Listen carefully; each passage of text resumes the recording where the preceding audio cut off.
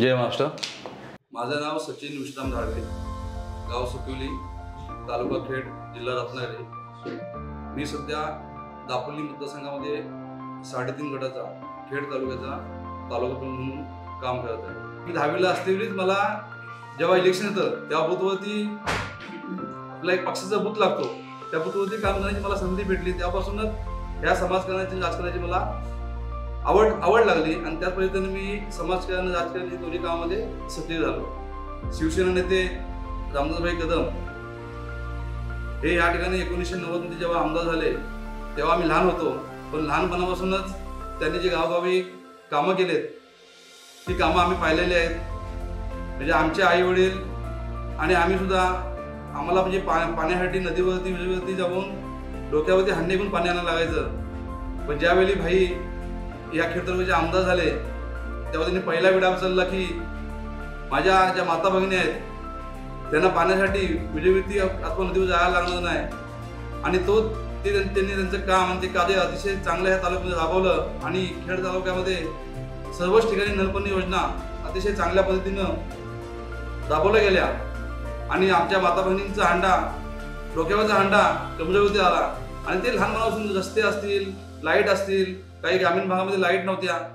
एक आमच्याकडे खेड तालुक्यामध्ये रसागड म्हणून एक किल्ला आहे, त्या किल्ल्यावरती आम्हाला वाटायचं की लाईट आणि रस्ते जाणारच नाही, पण भाईंनी जी न होणारी कामं आहेत ती कामं करून दाखवली आणि त्यापासूनच आम्ही भाईंचे म्हणजे लहानपणापासूनच भाईंनी केलेलं काम या ठिकाणी पाहत आलो आणि त्यापासूनच आम्हाला राजकारणाची आवड लागली। आणि आपल्या राज्याचे मुख्यमंत्री असतील एकनाथ शिंदे साहेब, आज त्यांनी सुद्धा चांगली विकास कामं ह्या दापोली मतदारसंघामध्ये दिलेली आहेत आणि दादांची काम करण्याची पद्धत ही अतिशय चांगली आहे। कधीही कोणावरती ओरडत नाहीत, म्हणजे काही आमच्याकडनं सामान्य म्हणजे काही चूक झाली तर आम्हाला समजावून सांगतात की म्हणजे आपण असं केलं पाहिजे, जर आपण असं केलं तर आपल्याला पुढे भविष्यामध्ये असा फायदा होईल, असं चांगलं मार्गदर्शन दादांकडनं आम्हाला लाभतं आणि त्यांच्या मार्गदर्शनाखाली आम्ही आज या तालुक्यामध्ये काम करतोय।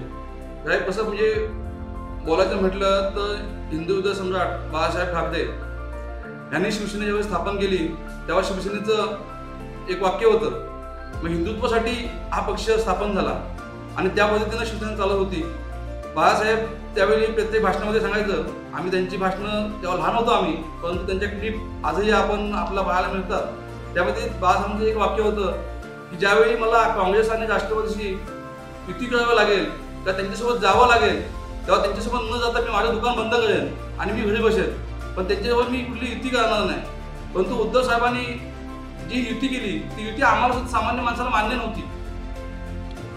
आज उद्धव साहेब मुख्यमंत्री झाले, ते कशा पद्धतीने झाले, कोणत्या पद्धतीने झाले तुम्हाला आम्हाला सर्वांना माहिती आहे आणि तेवढा बोलणे एवढा मी मोठा नाही। परंतु आज जी उद्धव साहेब युती केल्यानंतर म्हणजे युती केल्यानंतर मध्येच कोरोना आला, जर तो कोरोना आला नसता तर मला वाटतं त्याच 5-6 महिन्यामध्ये सरकार पडलं असतं, परंतु कोरोना मला थोडे 2 वर्ष भेटली आणि आज ही युती मान्य नव्हती, पण ती युती मान्य नाही हे बोलायला पण तयार नव्हतं। शेवटी ते पक्षप्रमुख होते आणि पक्षप्रमुख विरोधात बोलणार कोण हा मोठा प्रश्न सर्वांसमोर पडला होता असं मला वाटतंय।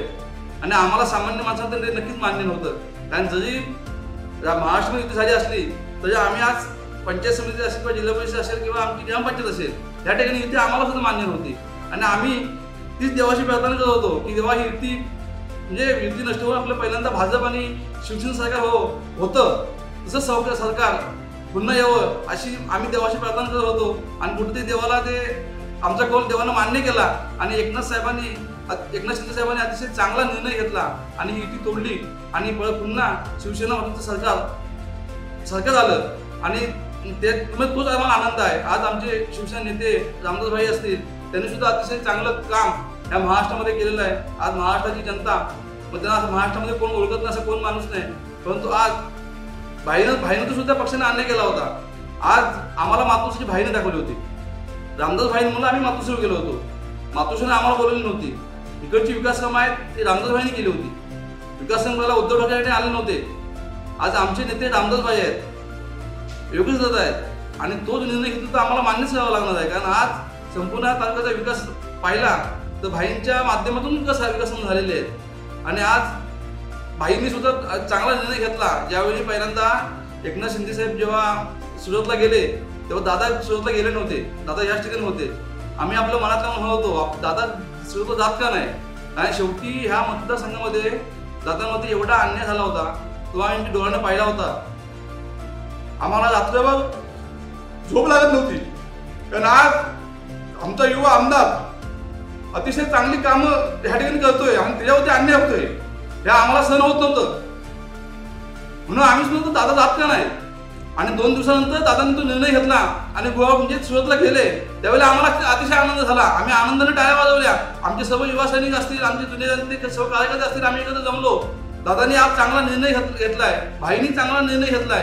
आणि ह्याच ठिकाणी विश्व हॉटेलमध्ये एक संघटनेची मीटिंग त्यावेळी लागली होती आणि त्यावेळी आम्ही सर्वांनी अतिशय आनंद उत्सव त्यावेळी साजरा केला आणि एक निर्णय घेतला की भाईनी दादांनी निर्णय घेतला एकनाथ शिंदे साहेबांसोबत जायचा. तो निर्णय आम्हाला सर्व मान्य आहे आणि संपूर्ण खेड तालुका त्या निर्णयाला बांधील झाला आणि आज संपूर्ण खेड तालुका दादांसोबत आणि भाईंसोबत आणि एकनाथ शिंदे साहेबांसोबत ठाम आहे.